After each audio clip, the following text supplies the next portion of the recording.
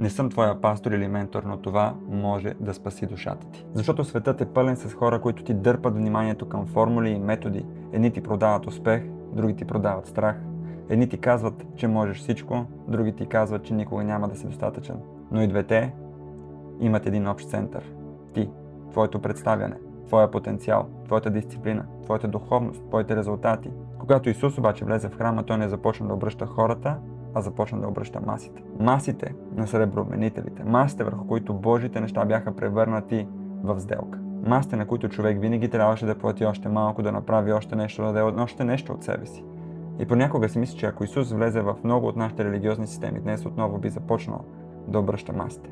Масите на страха, вината на духовния перформанс, масите на непрестанното самоподобрение, масите, в които човек е центъра, а Христос периферията. Евангелието никога не е било бизнес модел, не е религиозна стълба към небето. Евангелието е добрата новина, че Исус стана човек и живя между нас, защото ние не можахме да се качим при Него.